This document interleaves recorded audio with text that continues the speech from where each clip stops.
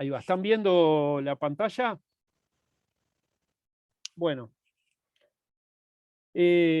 como detalle les comento que tuve la suerte de conseguir las fuentes o letras de Torres García, como ustedes podrán apreciar. Así que todo texto que vean en esta charla de hoy es con las letras que creó Torres para sus libretas y sus libros de artista. Así que, bueno, vamos a ir a la fecha de nacimiento. Nace el 28 de julio, justamente el día que se inaugura el Museo Torres. El museo estaba cumpliendo 30 años, y fallece el 8 de agosto, que justo hace 2 días atrás fue fecha del fallecimiento de él, pero de 1949.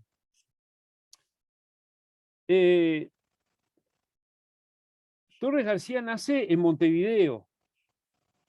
Es hijo de un cordelero por tradición familiar. O sea, el padre de Torres viene de Mataró, de la Cataluña, ¿no?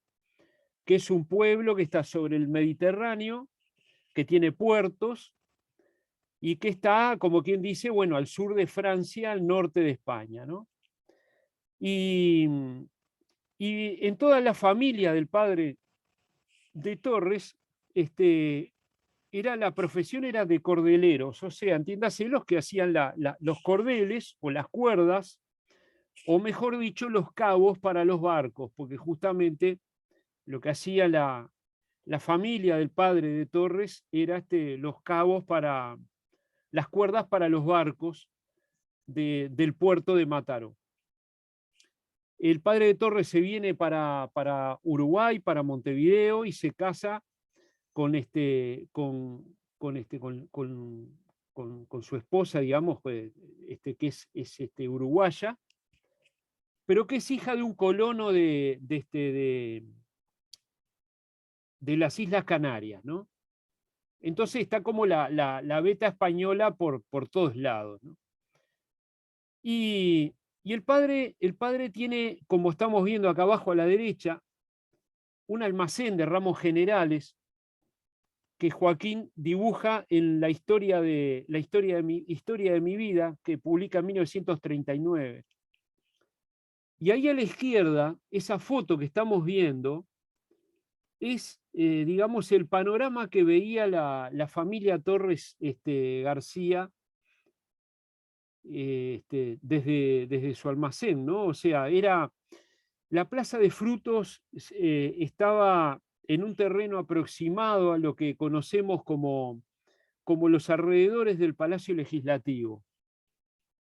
Entonces venían de todo el país con esos carretones, trayendo cueros, hueso, en fin, cosas para hacer cebo, la grasa para el cebo.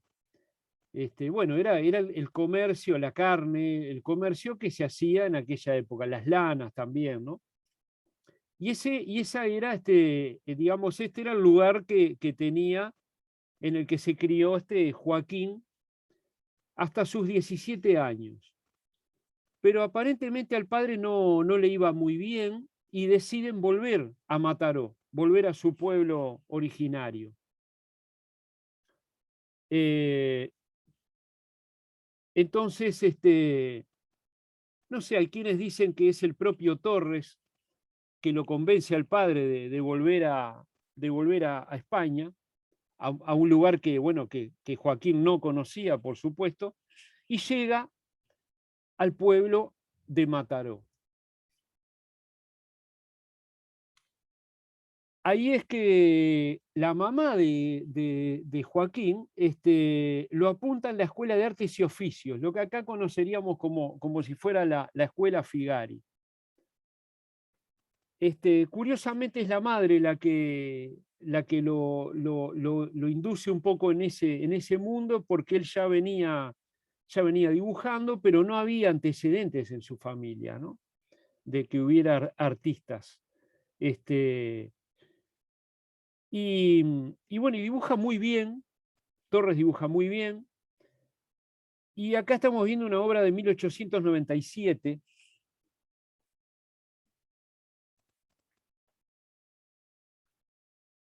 o sea que ahí Torres tenía 23 años, y primero se apunta en la Escuela de Artes y Oficios de Mataró, y después viajan enseguida a Barcelona, se mudan y se instalan en Barcelona. Y, y ahí sí se empieza a estudiar en la Academia de Barcelona, donde ahí sí empieza a encontrarse con artistas de gran talla, ¿no? El arte catalán, como el pensamiento catalán, como la música catalana, ha dado a grandísimos artistas, ¿no? Que son los artistas, bueno, que se relacionan con él, ya que en aquel momento se hablaba del noucentismo o el modernismo, que es algo así como, para traducirlo, digamos, a algo que conocemos más, viene a ser el Art Nouveau de esa época. Había una política social, cultural, historicista, digamos, de rescatar, de transformar a Barcelona a la modernidad, ¿no? Y eso es lo que a Torres le atrapa, ¿no? Ahí empiezan los gérmenes ellos esa génesis de Torres buscando las grandes ciudades.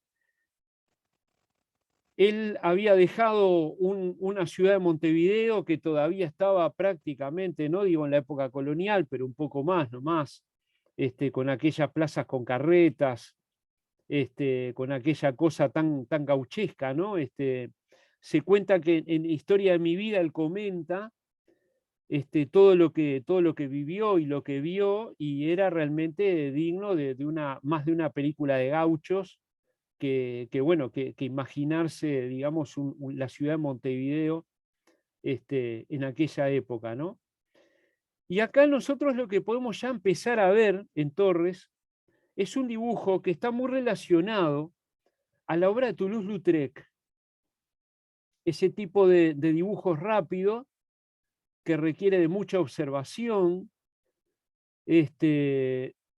Ahí vemos cómo él trabaja las líneas, ¿no?, que va tirando por ahí encima. Es un dibujo que debe estar hecho con carbonilla o algo así. Y vamos a ver otro que se llama La compra de los turrones, que es una obra famosa de Torres, que es la primera que él publica en un diario de Barcelona. Acá Torres está mostrando una capacidad de observación fabulosa, un poder de síntesis y una capacidad de dibujo que lo va a mantener en el resto de su carrera, pero que va a ir dejando esa especie como de sensualidad en el dibujo para volcarse a una síntesis más relacionada con la geometría. Pero es un camino que hicieron muchos artistas, ¿no? No nos olvidemos, por ejemplo, de Piet Mondrian, un gran amigo de él después, que empieza con un dibujo que tiene una gran sensualidad, un dibujo donde la línea habla, y después, bueno, Mondrian termina haciendo aquellas obras netamente ortogonales, con verticales y horizontales, con planos de colores primarios, divididos por esas líneas negras, ¿no? Hay una cosa interesante en el dibujo, que es el dibujo así, a mano alzada, es lo que nos muestra la personalidad del dibujante. Y en este caso, yo siempre hago hincapié de que el dibujo tiene que ser algo así como una especie de electrocardiograma, en el que nosotros podemos ver el estado de ánimo, la energía o los momentos de sutileza o de debilidad del dibujante, ¿no? Y en este dibujo se ve una gran energía. donde nos muestra a un Torres García, digamos, con una gran personalidad, un tipo que sabía lo que quería y que incluso llega a extremos digamos, del apostolado que él hace de su carrera y de su idea del universalismo constructivo, llega a un extremo de como que Torres va por la vida con una espada, bajándole la espada a todo el que se cruza, que no esté dentro de sus parámetros estéticos, ¿no? Eso es lo que yo veo, o las conclusiones que saco actualmente, ¿no? De todas maneras, él construye una carrera muy personal y ahí empieza a demostrar sus capacidades pictóricas, ¿no? Entonces aquí vemos este autorretrato de 1902, hecho cuando él era estudiante de la Academia de Bellas Artes de Barcelona, donde nosotros vemos ya una soltura increíble, ¿tá? Y un poder de síntesis muy interesante, muy interesante. De alguna manera era...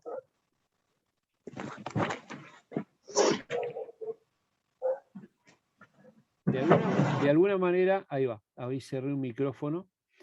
De alguna manera era la época que se vivía, ¿no? Más que nada en Barcelona. La época del modernismo, del noucentismo.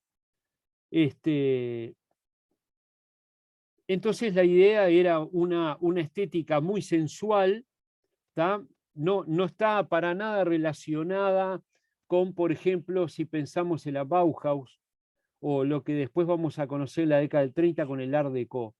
Es un arte que es muy sensual, donde hay excelentísimos pintores y creadores, y Torres forma parte de esos grupos, ¿no? Para mí lo que es interesante de ver, por ejemplo, es en este autorretrato, es estas líneas que hace con el pincel, ¿no? Esa síntesis del humo, cómo él se autorretrata de esa manera acá, con muy poco, con una pintura que se nota que la hizo con cierta rapidez, donde, digamos, se queda con lo esencial de la figura, ¿no? Que va a ser un poco la idea de lo que va a ser el siglo XX, ¿no? El arte moderno del siglo XX, quedarse con lo esencial y ser el artista, ser mucho más honesto en lo que representa, ¿no? Y por lo tanto, bueno, esa ruptura que hay con la academia. De todas maneras, Torres tiene un periodo de academia, primero, en lo que les decía, ahí en Mataró, en la Escuela de Artes y Oficios, y después en Barcelona. Después él empieza todo un devagar por el mundo, idas y venidas por Europa, incluso yendo a Estados Unidos, donde, bueno, a ver, ahí está, donde, digamos, se va topando con las diferentes vanguardias. En esta época surgen los murales, es una época de muralismo. A Torres le fue muy mal con los murales. No solamente, como digo yo, que a él lo seguía el fuego, porque ustedes saben que las fábricas de juguetes se les prendieron fuego, y después los murales que estaban en el Museo de Arte de San Pablo, perdón, el Museo de Arte Moderno de Río de Janeiro, también se prendieron fuego, ¿no? Pero en el caso de los murales, cuando él pinta en Barcelona los murales, que le piden para la Generalitat o lo que viene a ser la municipalidad de Barcelona, y pinta en otros lugares más, digamos, como que gente conocida de él lo va arrimando a esos lugares y le va haciendo esos encargos, ¿no? Entonces, dentro de esa visión noucentista o del nuevo modernismo, están esas paradojas de ver, de retomar o de mirar hacia el pasado y tratar de buscar un periodo clasicista. Entonces, es que ahí aparecen estos personajes en escenas, digamos, muy bucólicas, muy tranquilas, siempre al aire libre, donde los personajes de pronto tienen una simbología o una alegoría. Y en el caso de bueno, se llama La Colada, de 1903, que es es este grupo de mujeres lavando la ropa, y es un proyecto para un mural también, ¿no? Ahora, dentro de esa época, por ejemplo, él pinta este gran mural que es la filosofía presentada por Palas en el Parnaso. Y me pareció interesante mostrarles el proyecto del mural, que es una tinta sobre papel realizada en 1908. A mí, por lo menos en lo personal, me gusta mucho más el proyecto que el mural en sí. Porque, bueno, la idea de estos murales es trabajar con colores planos, donde se delimita el dibujo nada más. Eh, es una época que él trabaja en vitró también, y además es Antonio Gaudí el que lo contrata para hacer una serie de vitró en una iglesia en Barcelona, aunque después también trabaja en la Sagrada Familia junto con él, pero Gaudí ahí le encarga una serie de vitró que ya van teniendo ese estilo Torres Garciano, en este caso, en este periodo, ¿no? Que está influenciado por el francés Puvis de Chavannes, que es un francés, digamos, que hacía también unas escenas muy clasicistas, ¿no? Del periodo como greco-romano, con personajes de túnicas, como que ahí no, nosotros que estamos con un frío bárbaro, como que en esos lugares nunca hay frío, siempre está la gente semidesnuda, a duras penas tapado con alguna túnica. Es un mundo como de desprendimiento, ¿no? Más de enriquecer el espíritu que el cuerpo, ¿no? Y esta tinta me pareció interesante para mostrarles. No nos olvidemos que cuando nosotros, por ejemplo, en una época, en la Biblioteca Nacional, cuando entrábamos, ya pasando los ficheros del lado izquierdo, había unos murales muy grandes que él había hecho y que su esposa, Manuelita Piña, había donado a la biblioteca. Ahora esos dos murales son los que están, que son sobre tela, ¿no? No fueron pintados sobre muros, sino que se crearon con una idea de mural para estar en un espacio. Digo, el mural no es lo mismo que una gran pintura, que uno pinte una pintura de ese tamaño, ¿no? El mural está pensado para estar en determinado lugar, a determinada altura o no, donde pasa el público, el espectador, y lo puede observar, y está pensado para que el espectador, cuando pasa, dependiendo, digamos, dónde están ubicados los murales, dependiendo de dónde están ubicados, este, eh, el mural tiene determinada temática, ¿no? Bueno, entonces pasamos, ya hacemos un salto y, y Joaquín Torres García conoce a... Un segundito.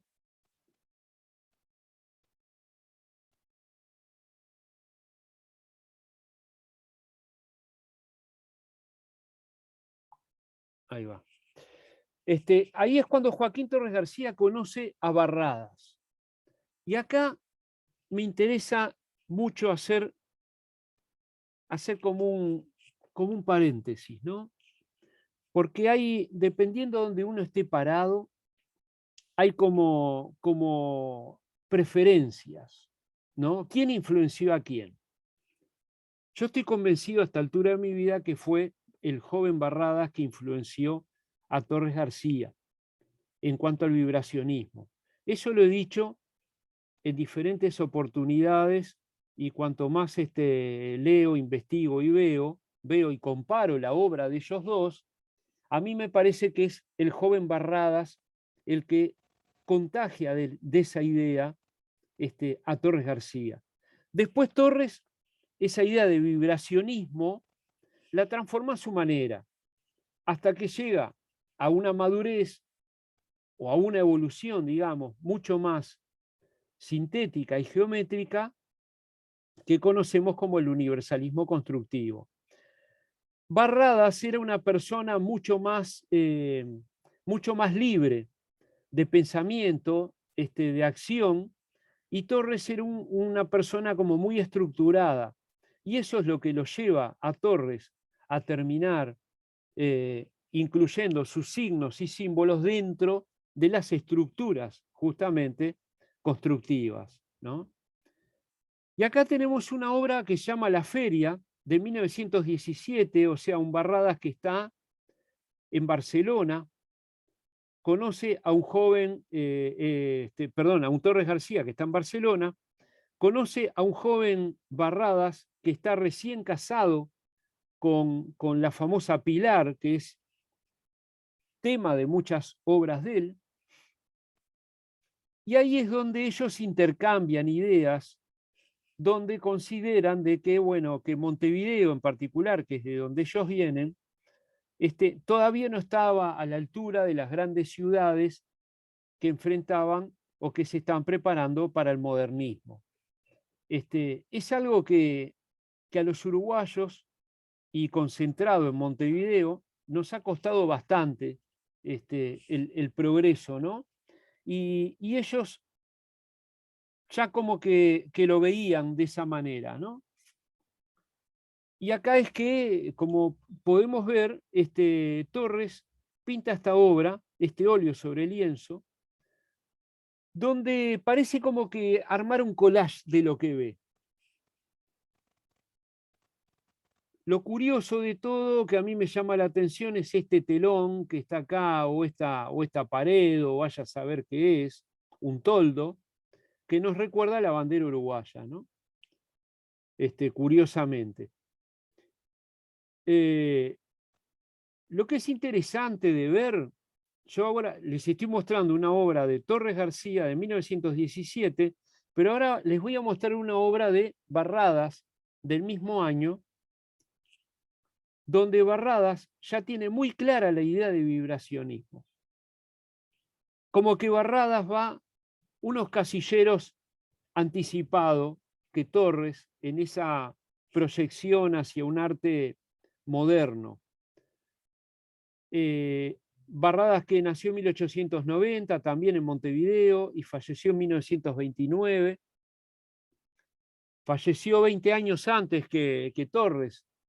Es una vida muy corta, por así decirlo, que tuvo Barradas, pero ya tenía una idea de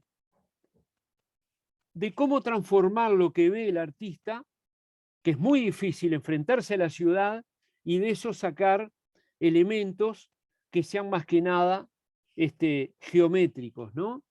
O que hagan alusión a una cuestión geométrica, pero dando la sensación de movimiento. ¿Tá? Ya en 1905 se había creado el futurismo en Italia y Barradas creo que tuvo algún contacto con los futuristas. Estos artistas, tanto Torres como Barradas, tuvieron contacto con artistas de las vanguardias de esa época, ¿no? No nos olvidemos que Barcelona era un lugar muy germinal donde se juntaban en los bares, en los boliches, como acá supo estar el Jauja o el Sorocabana, lugares donde se juntaban los y las escritoras, poetas, músicos, pintores, escultores, pensadores, entonces fotógrafos también. y eran como lugares donde se cocinaban cosas, ¿no? Y, y entonces, de alguna manera, esa obra que hace Torres, que para mí es como el comienzo de lo que va a ser después el desarrollo del universalismo constructivo, está, digamos, es como que nos encontramos con un amigo y nos da una semilla para plantar, ¿no? Y yo creo que Barradas le da a Torres esa semilla de lo que es el vibracionismo.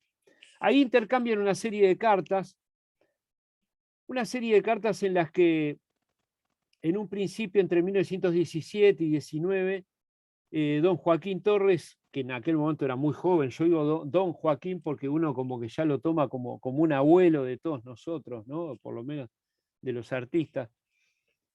Pero que ese Joaquín hablaba bastante apesadumbrado de lo que era el panorama montevideano y de lo que era el Uruguay en general, ¿no? Que en aquel momento se resumían en algunos aspectos en Montevideo, pero no nos olvidemos que estaba también Paysandú, Salto, digo, habían ciudades del interior que funcionaban desde el punto de vista cultural y de difusión a la par de Montevideo, ¿no? Entonces estamos viendo esta obra de vibracionismo, que es una acuarela de 1917, donde Barradas desconfigura lo que va viendo el tema y retira todo lo que uno podría decir, todo tipo de adornos o descripciones dentro de la obra, ¿no? Pero quería mostrarles esto, nomás ver cómo está ya Barradas muy convencido de lo que hace y lo contagia a Torres en ese sentido, ¿no? Y ahí tenemos de vuelta, volvemos a Torres, 1917, una escena de una calle de Barcelona. Vean cómo está el espíritu de Barradas, que estas cosas, por ejemplo, si yo las digo en el Museo Torres, creo que se enojarían un poco, ¿no? Incluso en los libros de Torres no se menciona mucho a Barradas en ese sentido, ¿no? En el sentido del intercambio que hubo entre ellos. Yo estoy totalmente convencido de que fue Barradas el que le hizo, como se dice, abrir los ojos a Torres en cuanto a cómo representar el movimiento, el modernismo, la vibración de las ciudades. ¿Eh? En un Montevideo que todavía eran faroles a vela, allá en Barcelona ya estaban con la luz, con el alumbrado a gas, en fin, estaban los tranvías, había una cantidad un movimiento de grandes ciudades, ¿no?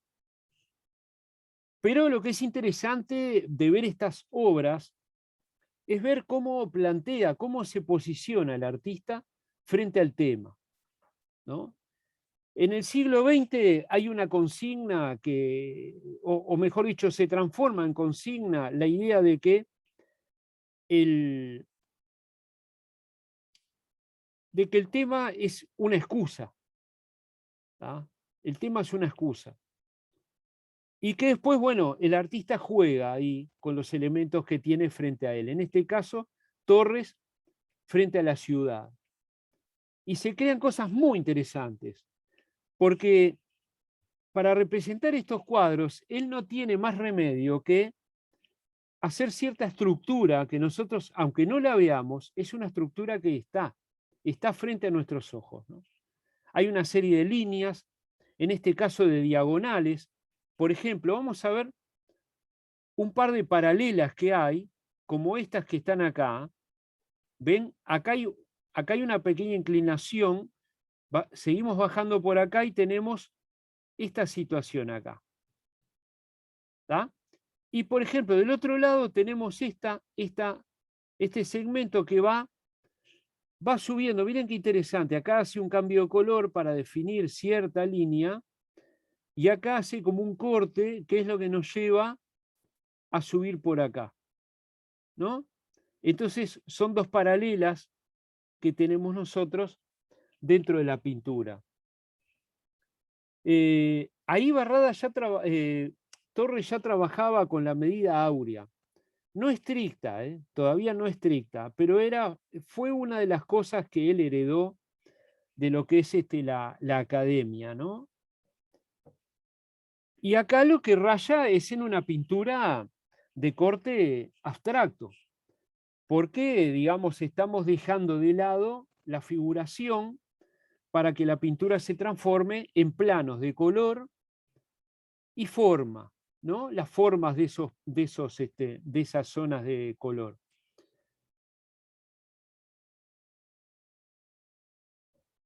Acá tenemos otra obra en la que él también hace otro replanteo.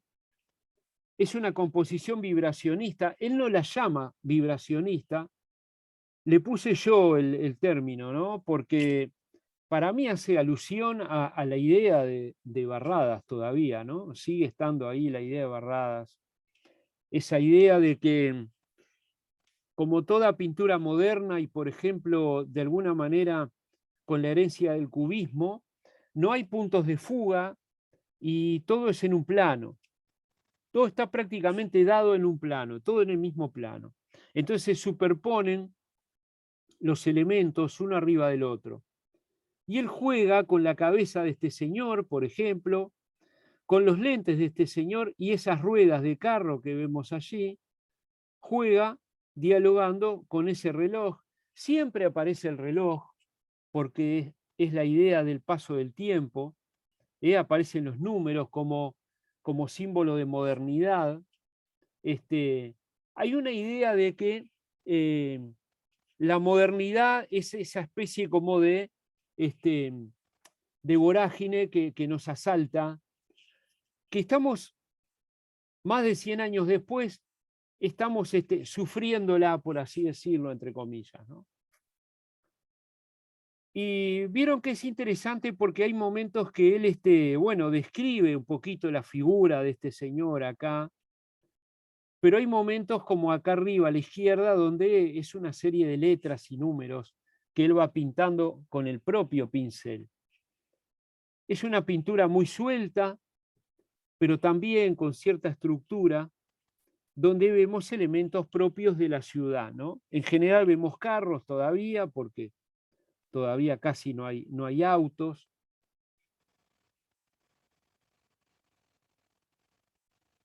Y bueno, y acá estamos en 1918, donde ya Torres empieza a definir su estilo. Acá sí que se separa de la obra de Barradas. Acá se empieza a separar. Esta obra está en el Museo Nacional de Artes Visuales. No sé si está siempre expuesta, pero es un óleo sobre cartón. En general, si hay uno de los legados o la herencia de la Escuela de Torres es que es trabajar con materiales humildes. O sea, Torres tiene en eso, fíjense que se va con 17 años y vuelve con, ¿cuántos? Como 43 años después. Acá estoy con mi gato que vino a ver acá arriba de la mesa, vino a ver qué pasa, qué estoy haciendo acá arriba de la mesa. Así en cualquier momento nos pasa un gato por adelante de la pantalla. Y bueno, y acá en esta obra sí empieza a ser el Barradas, perdón, el Torres que nosotros reconocemos en general en su pintura clásica, ¿no? En su pintura de paisaje me refiero, sin entrar en el periodo de constructivo todavía. Es interesante ver bueno, que el pasaje del pincel sobre la textura del cartón deja esa calidad pictórica, ¿no? Y por momentos son pequeñas pinceladas que da como para describir, por ejemplo, esto, ¿no? lo que es el tranvía, los números y estos personajes que están ahí.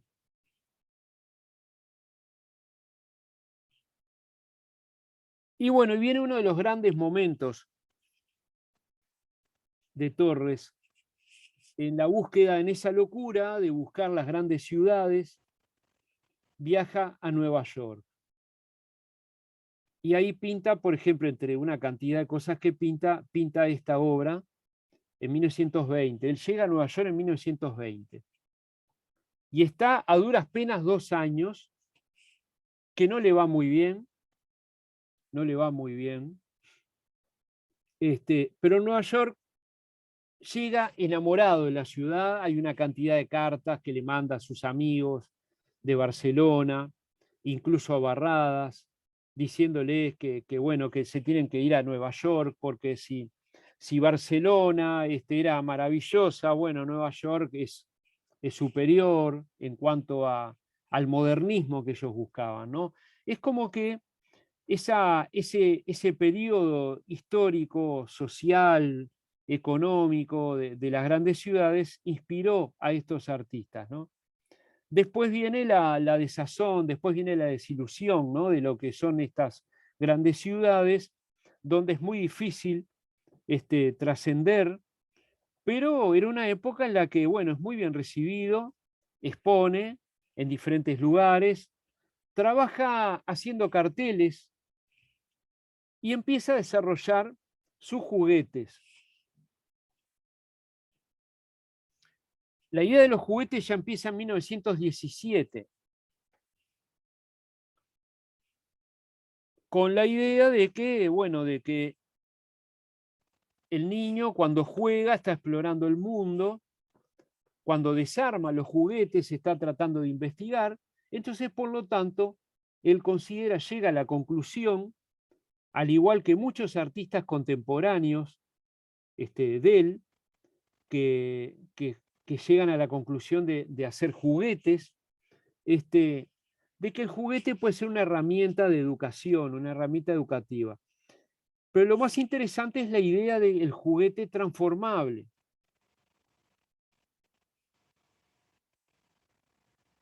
Vamos a seguir viendo otros trabajos hasta llegar a los juguetes en sí de Torres, y vamos a ver acá otra obra donde nosotros podemos decir que está muy relacionada con el vibracionismo, ¿no? Vean qué interesante cómo pinta prácticamente, cómo dibuja con el pincel, cómo pone todo en el mismo plano y alguna diagonal, como esas escaleras que están en el medio, de alguna manera dan como un punto de fuga, pero no es la idea. Y estoy viendo que el número 56 aparece en una cantidad de lugares, porque ya lo vengo viendo en otros trabajos anteriores que no le hice mucho caso, pero ahora me doy cuenta que el 56 aparece bastante, bastante. Acá en el medio aparece acá y aparece acá, pero en las obras que vimos de Barcelona también aparece el 56.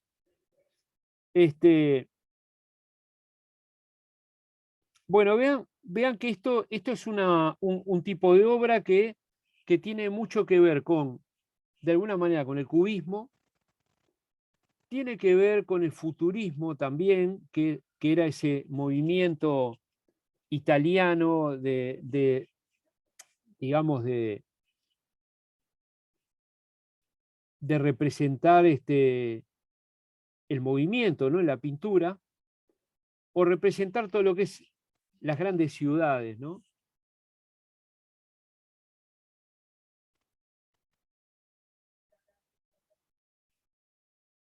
Bueno, acá estamos viendo una tinta y acuarela sobre papel. Torres tiene unas libretas.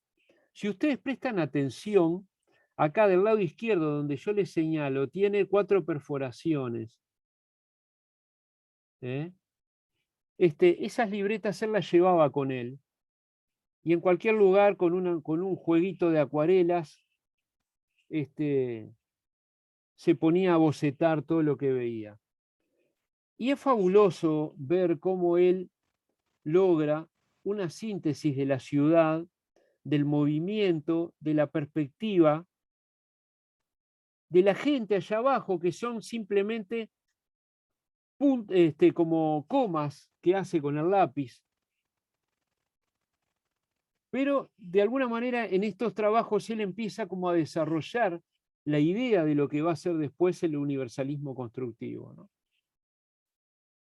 La Sexta Avenida, Broadway y la Sexta Avenida, y usaba estos números, estas letras y estos números que actualmente creo que se llaman las fuentes como de importación o algo así, porque son las que vienen en los cajones. Y bueno, estas libretas están expuestas en el Museo Torres García, ¿no? Y son interesantes como apuntes. Yo recuerdo en mi juventud, fui a visitar a Jonio Montiel, uno de los alumnos directos de Torres, y en un momento abrió una especie como de aparador chiquito y tenía, pero no sé, cientos de libretas de esas, ¿no? Es propio de muchos artistas, ¿no? Ir sacando apuntes para después entonces en el taller trabajar en base a esos apuntes. Acá tenemos otra obra de Torres, muy particular porque es muy colorida. Es un óleo sobre lienzo, muy colorida, donde representa los grandes edificios, zonas de color, planos de color. Primero pinta los planos de color y después afianza las formas con líneas negras por arriba. Ahí ya estamos en 1920 y acá, por ejemplo, ya hay un ómnibus.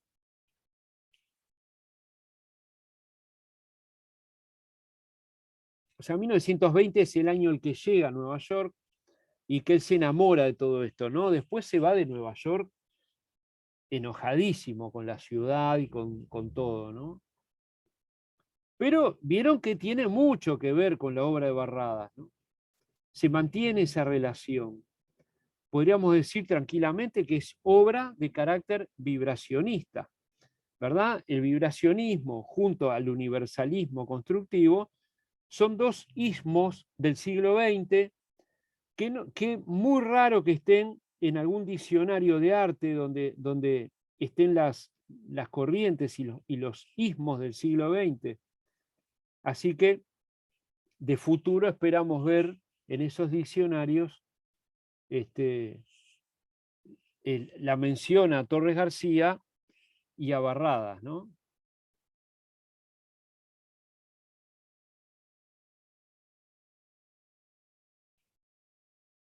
Bueno, acá estamos viendo una cosa muy, muy curiosa que Torres, en su ánimo por integrarse, ¿no? En la sociedad neoyorquina, integrarse con los artistas. Bueno, ahí conoce a Marcel Duchamp, conoce a una cantidad de artistas, arquitectos, en Nueva York, ¿no? De toda la gente que se fue de Europa, incluso muchos que se habían ido después de la Primera Guerra Mundial o cuando la propia guerra. Y un día lo invitan a una especie como de fiesta de disfraces. Y Torres agarra un mameluco de pintor de paredes, y lo dibuja todo. ¿Eh? Lo dibuja todo. Y, y le pone como nombre Nueva York. Y es de 1921. Es el año del medio que él está en ese proceso de tratar de afianzarse al entorno, ¿no? Y ahí a la izquierda lo tenemos luciendo el mameluco ese, y a la derecha tenemos la parte de adelante y de atrás del mameluco, ¿no? donde él dibuja la Quinta Avenida, Broadway, en fin, una cantidad de cosas que son elementos propios de vuelta. Aparece ahí el reloj, aparece el puente, acá aparece el puente también, aparece gente caminando por la avenida, vehículos, y bueno, y aparentemente este disfraz, digamos, ocasionó mucho asombro en la colectividad artística de Nueva York en aquel momento, ¿no? Pero bueno, quería mostrarles esta pieza que es un poco rara dentro de la vida de Torres García. Además, uno no lo imagina una persona muy divertida que se diga, ¿no? Es un tipo más bien solemne, ¿no? Muy, muy español y muy, muy uruguayo también en esa cosa de la solemnidad. Y ahí luciendo el traje, uno no sabe si está o por largar la risa o está enojado. Pero bueno, ver un aspecto diferente de él. Y acá llegamos a los juguetes. Estas piezas todavía no son juguetes en sí. Los juguetes vienen después. Porque yo les voy a mostrar algo. Estas son pequeñas esculturas. Esculturas que están hechas con la medida áurea, con el compás áureo, que para no enloquecerlos, es algo así como un 2/3, ¿tá? Pero bueno, cada medida de estas se divide entre 1,618. ¿Tá? Para eso está el compás áureo. El compás áureo que no tiene las dos patas iguales, o sea, de un lado las dos patas son más largas que del otro lado. Ya el compás, tenga la dimensión que tenga, el tornillo está puesto en la medida áurea del largo de esa madera. Y abriendo del lado más ancho, nos da la otra medida del otro lado y se apoya. Entonces, nosotros tenemos una serie de medidas. ¿Tá? Y estas son como pequeñas esculturas que tienen la idea originaria de hacer juguetes para los niños. Y ella desde 1917, como les decía hace un rato, que él empieza a hacer estos juguetes. Como él viaja a Nueva York para fundar la fábrica de juguetes que después se prende fuego, él viaja a registrar un caballo. Ahora lo vamos a ver los planos de ese caballo. Un caballo que había inventado él, un caballo de madera sobre el que sube el niño, y en la medida que va galopando, hay una pequeña madera abajo que va haciendo de que el caballo avance. Pero volviendo a estos juguetes, en este caso son pequeñas esculturas que, como su padre también tenía carpintería, está relacionado con ese mundo de la carpintería, ¿no? Y, y empieza con la idea muy vanguardista de hacer juguetes desarmables. Pero estas piezas son más bien pequeñas esculturas. ¿Tá? Y hace esos personajes como probando a ver qué pasa, ¿no? Y estas piezas que están acá abajo están todas, o sea, todas ellas en la medida áurea, ¿no? Entonces, por ejemplo, nosotros tenemos, mire qué interesante, esta pierna es la misma que ¿no? Bueno, es más corta, hay otras medidas ahí, pero ven que hay como un corte que nos recuerda a la regla áurea. Hay una regla áurea que es fija, ¿no? No es como el compás que uno puede abrir y cerrar, ¿no? Y cada elemento, sea pintura o sea un corte, está relacionado con los otros elementos que van a estar puestos en la pieza, ¿no? Entonces, vamos a ver el catálogo de Aladdin Toys, los juguetes de Aladino o juguetes Aladino, y esta es la tapa original de los juguetes. Y yo lo que hice acá alrededor, armé una serie de planos para que ustedes vieran. ¿Se acuerdan que cuando éramos chicos había uno, por ejemplo, bueno, yo cuando era muy, muy niño estaba el Mecano, que era un juego que era de mi padre, que era todo en metal, que estaba lleno de agujeritos, donde venía acompañada las piezas, todo venía pintado en lo que conocemos como rojo inglés, verde inglés y amarillo y azul, creo, que bueno, que esos colores yo descubrí que vienen de China. Tal. El rojo inglés resulta que podríamos decir que es rojo chino, por así decirlo. Y en esos juguetes uno armaba cosas. Después ya más en la década de los 70, capaz que alguno de ustedes se acuerda, estaba el famoso Armamil, que era todo de madera, y que eran como barritas de madera en las que se encastraban unos y otros y el niño podía armar cosas y por lo tanto después desarmarla, ¿no? En este caso nosotros estamos viendo los planos. Yo puse los planos, bueno, acá de los individuos, de las personas, acá los planos de la ciudad. O sea, todo esto estaba puesto, cada pieza de estas era individual y tenían una letra. Entonces el niño jugaba y aprendía las letras. Y después acá tenemos otros personajes que él los calaba con sierra, con madera. Y cuando él forma la familia, ¿no? Que tiene a sus hijos y a su esposa, Manuelita, lo que hace, bueno, es un proyecto familiar, ¿no? De hacer los juguetes toda la familia. Entonces dice que iban por la calle y juntaban maderitas y después las lijaban y después las pintaban, las blanqueaban. Y como es un periodo donde él deja de vender pintura, entonces hay una frase famosa que dice, bueno, entonces voy a poner toda mi pintura en los juguetes.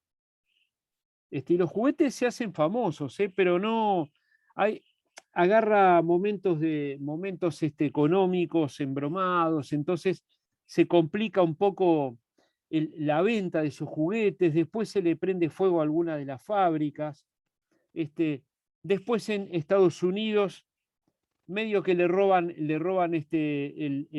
registro, y acá estamos viendo el perrito, que es famoso. Entonces yo acá les puse alrededor los planos de los perritos, de los diferentes perritos que él hizo. Y mientras les hablo del perrito, hay un gatito que cruza por adelante mío acá en mi casa, que él quiere ver a ver qué es lo que estoy haciendo. Y de vez en cuando viene y se da una vuelta. Vean qué interesante, ¿no? El perro tiene varias maneras de armarse. Había en la feria, vieron que tradicionalmente en la feria del libro, la vieja feria del libro, lo que conocemos ahora como Ideas Más, son muy comunes los juegos de encastrar. Y eso es un poco la tradición de Torres, ¿no? Pero eso sí, él los cortaba, los hijos y la esposa pintaban, le daban las bases, los fondos, o pintaban las zonas, digamos, más simples de pintar, pero él les ponía su toque, que es lo que, ahí es donde uno se da cuenta cuando el juguete tiene el toque de un artista, ¿no? Porque es un toque pictórico que hace de pincel, que realmente muestra esa síntesis, ¿no? Y acá estamos viendo el Go Pony. ahí tenemos, a la izquierda tenemos el prototipo, el GoPony, cómo se vería actualmente. El niño apoya los pies sobre esa parte de madera ahí abajo, entonces se balancea hacia adelante y hacia atrás. Entonces aquí podemos ver del lado derecho el plano, que no es exactamente el mismo que tenemos ahí, pero este es el plano original para registrar este juguete. Entonces, ¿qué pasa? El niño ahí arriba se va balanceando hacia adelante y hacia atrás. Cuando el caballo va hacia atrás, esta parte de madera da como un pequeño paso. Entonces, cuando el niño se apoya hacia adelante de vuelta, toda la estructura camina unos centímetros hacia adelante. Nuevamente, cuando el niño se echa hacia atrás, da ese pequeño paso de vuelta al juguete y así entonces el niño puede ir avanzando. Es realmente interesantísimo, ¿no? Y tiene unas 24 pulgadas, o sea, y unos 80 centímetros de largo por unos 80, 90 de alto, más o menos. Y se vendía a 36 dólares, ¿no? Bueno, acá tenemos, acá abajo a la izquierda, el escudo de los juguetes Aladdin Toys, juguetes artísticos, y ahí tenemos el pato, que es el que identifica, más que nada, es como el icono de los juguetes, ¿no?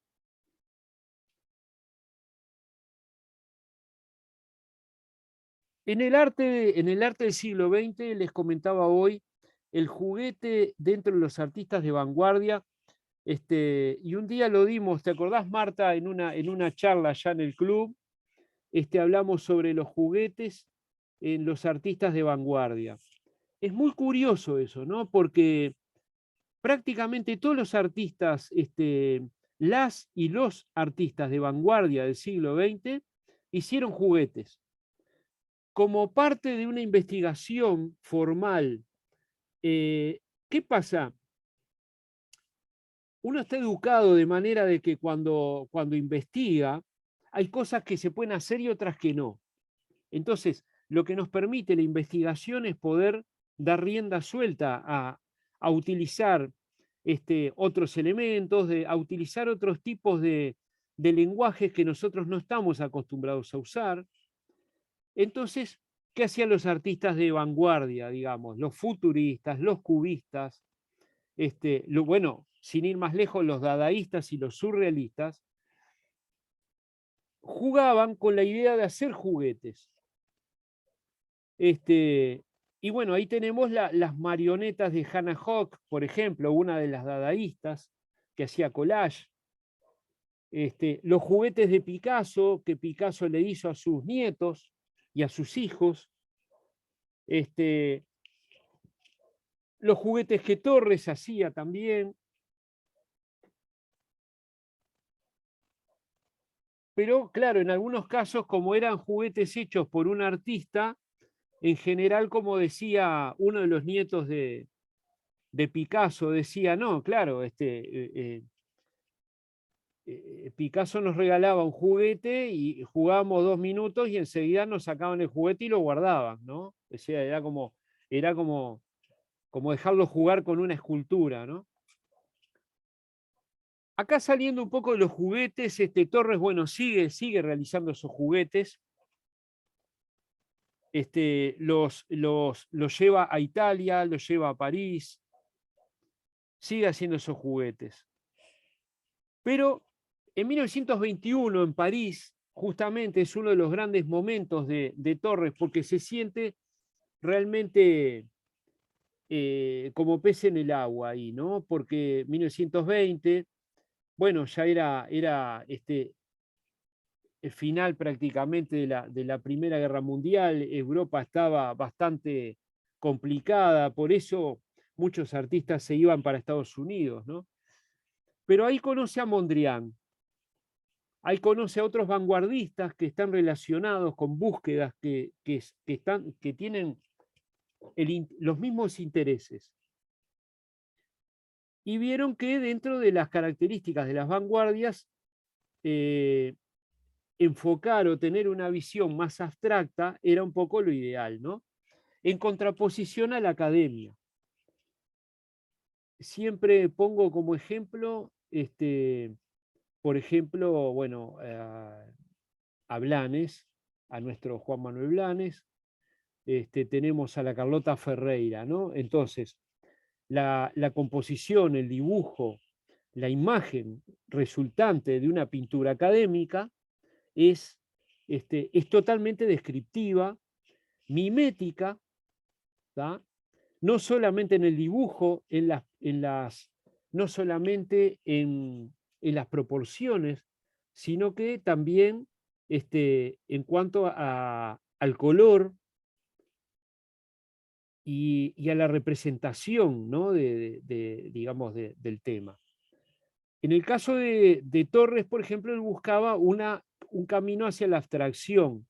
A veces él tenía como, es muy curioso porque yo he encontrado pinturas de paisajes, por ejemplo, que él pintaba cuando ya era constructivista. Pero bueno, son paisajes que tienen una gran calidad pictórica, pero que sin duda él los hacía para buscar una venta, ¿no? Porque además Torres, como tantos pintores, vivió complicado en lo económico, tratando de vender su obra, ¿no? Una obra que ahora es súper cotizada, pero que en aquel momento era muy difícil, ¿no? Es lo que encontraba la relación jugosa entre los otros colegas. Y en este caso conoce a Mondrian. Y bueno, y Mondrian estaba haciendo esto en 1921. ¿Eh? El año bueno, que Torres estaba ya todavía en Nueva York, haciendo pintura abstracta, pero que todavía no había llegado a este tipo de pintura, ni a este tipo de pintura. Y yo lo que hice fue hacer una comparación para que ustedes vieran la relación que tiene entre Pierre Mondrian, uno de los creadores, de los maestros de la pintura abstracta total, ¿no? de una figuración totalmente abstracta y geométrica, junto a otro holandés que es Theo van Doesburg, son los creadores del neoplasticismo, que es un tipo de pintura que si nosotros lo comparamos con esta obra que estamos viendo de Torres, vieron que es lo mismo, lo único que Torres sensibiliza un poco haciendo una pincelada. Mondrian lo que hacía, ponía cinta de enmascarar o ponía con lápiz, dibujaba y después pintaba perfectamente ahí adentro, ¿no? Mondrian era un obsesivo, mucho más que Torres, que incluso hasta decían que tenía sus estantes y su taller ordenado todo en medida áurea. Y bueno, lo conoce perdón, volvemos a esa imagen, lo conoce a Mondrian y toma un poco de ese mundo de Mondrian. Pero bueno, como buen pintor, digamos, del mundo latino, tiene esa capacidad de agregar elementos. Por ejemplo, en este caso es una pintura de 1936, bueno, le agrega el 36 ahí adentro como si fuera un elemento más compositivo, ¿eh? Le agrega ese reloj ahí. Vean qué interesante el reloj. Me permito hacer acá un pequeño análisis acá de la pintura. Y vean qué interesante, porque las agujas del reloj no están puestas de cualquier manera, sino que si nosotros pusiéramos una pequeña regla la aguja del reloj sale desde este ángulo, ¿verdad? Y llega casi a este rincón. Y esta sale de este ángulo, sale de este extremo, llegando acá a un punto que si nosotros lo subimos, se relaciona con esta. Entonces, acá nosotros vemos, más allá de que está todo hecho con medida áurea, por ejemplo, les voy a comentar, a ver, yo agarro el compás áureo, lo abro entre este punto y este punto. Lo doy vuelta y las dos patas del otro lado me van a dar este lado. ¿Está? Entonces, él agarra el compás áureo nuevamente con las patas largas de acá a acá. Ay, perdón. De acá a acá y le da esta medida.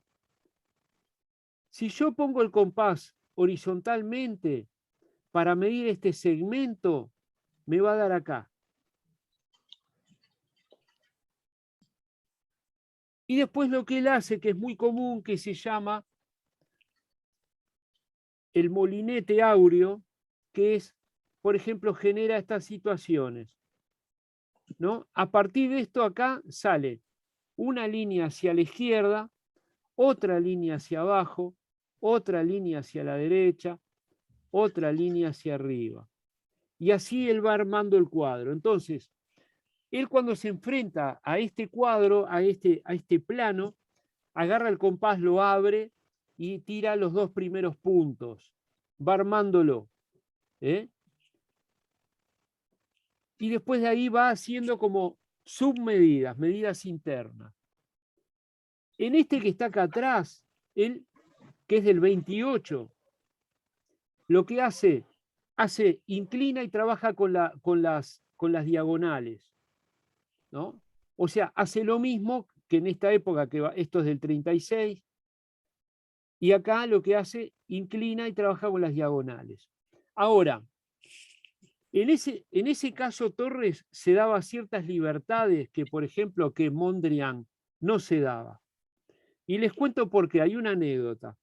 Cuando Piet Mondrian y Van Desburg, los dos, están publicando una revista de neoplasticismo y publican toda obra que es ortogonal, ¿no? Que viene de la palabra orto en italiano, huerto, o sea, de cuadrado, ¿no? Es cuadrado, hace alusión a algo cuadrado.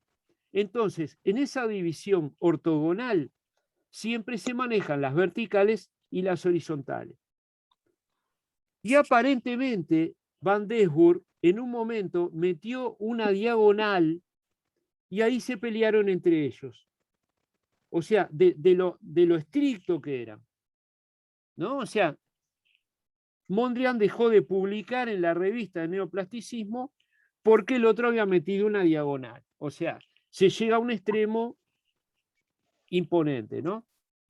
Y bueno, Torres de alguna manera toma esa idea como constructivista, pero sin elementos adentro, pero le va dando una libertad de pintarlo igual, de pintarlo con el pincel, ¿no? Y ahora sí vamos a las maderas de Torres, que a mí es algo que me interesa, que es lo que se cotiza más de la obra de Torres, ¿no? Porque son muy particulares, porque de alguna manera yo veo en estas maderas el espíritu de lo que va a ser el Art Deco después. Vieron que a veces en esas casas de ventas de cosas viejas, o por ejemplo, ¿sí? ¿Quién habló ahí? Ahí. Bueno, vieron que a veces encontramos en esas casas de cosas viejas o en Tristán Narvaja, unos muebles, unas bibliotecas que tienen como un espíritu art déco, que están relacionados con estas cosas. Yo veía la otra vez unos muebles que hay de esa época, del 30 y el 40. Una época que incluso acá en Montevideo, Bello y Reborati tiene algunos aspectos en eso, en sus arquitecturas. Pero vean qué interesante lo que es esta obra de la izquierda, ¿no? Es una tabla grabada y pintada. También con la medida áurea, es una simple tabla pintada, ¿eh?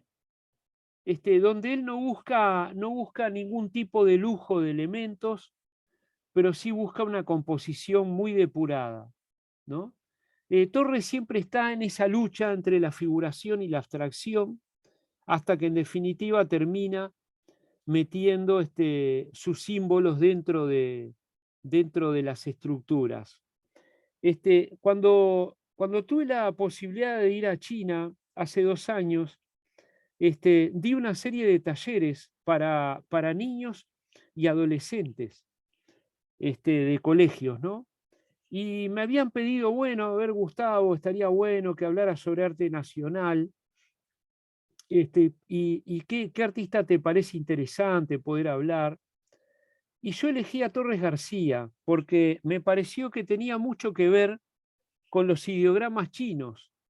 Me pareció que había una relación muy directa y que para los chinos sería algo como familiar.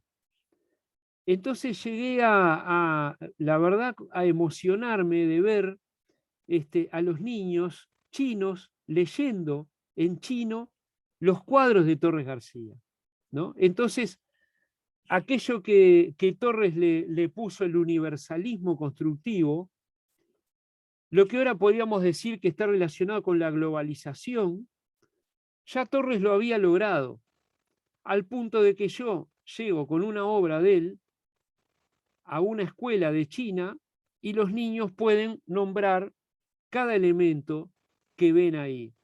Y me encantaba porque se reían, porque veían el barco, veían el mar, veían las olas, el reloj, una taza, un hombre, una mujer. Este, era lindísimo ver cómo Torres de alguna manera había logrado esa especie de arte universal al que él apostaba, ¿no? Y en este caso vieron que hay como unas idas y venidas, ¿no? Entre esta tabla de 1920 a esta de 1930, hay una relación, pero entre medio está esta tabla. Y bueno, él corta esos calados pueden ser incluso parte ¿vieron las tablas de planchar de madera que tienen una parte que tiene como una especie como de costillar así donde se va apoyando la pata, por ejemplo, ¿no? Pero bueno, quería mostrarles estos aspectos de la obra de Torres que son muy interesantes, que a mí me gusta muchísimo, y cómo él llega a este extremo, ¿no? A partir de 1930. El taller de Torres o la escuela de Torres lo que nos deja un legado que está muy relacionado con la artesanía. Y no en vano en Uruguay, cosa que, bueno, yo no estoy muy de acuerdo, pero en este caso estoy como justificando de alguna manera. El 28 de julio también es el Día del Artesano, en relación al nacimiento de Torres. Y casualmente no había ninguna publicación el 28 de julio que se hablara de que es el Día del Artesano, ¿no? Bueno, entonces tenemos este tipo de bajorrelieves que hacía don Joaquín. A la izquierda, maderitas cortadas, que después las claveteaba sobre otra madera o como un bastidor de madera, ¿no? Siempre con la medida áurea, con sus elementos típicos. Por ejemplo, acá aparece la flecha. Esta flecha es un poco uno de los íconos del Museo Torres actualmente.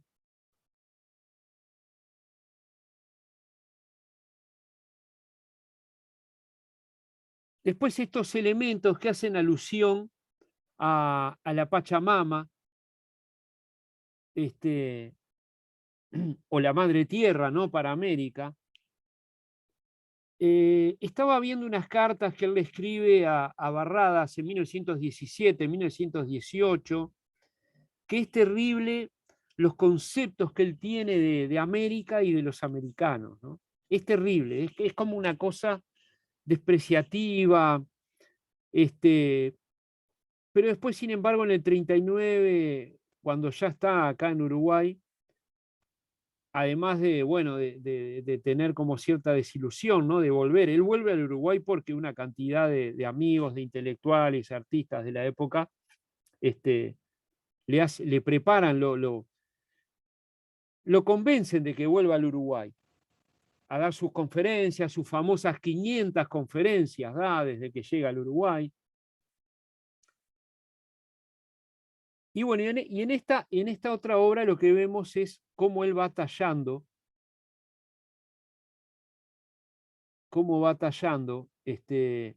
la figura, ¿no? La va haciendo como incisa, como si fuera un bajorrelieve. Exactamente igual que hacen, por ejemplo, los egipcios en sus murales, ¿no? Lo que hace va como calando la figura y después la va trabajando de manera de ir como facetando y cortando con algún cuchillo, ¿no? Son constructivos, él ya les empieza a usar ese término de construcción, es un término interesante aplicado al arte, siempre con esa idea de la reflexión, ¿no? Torres era un tipo que estaba como muy unido a la razón.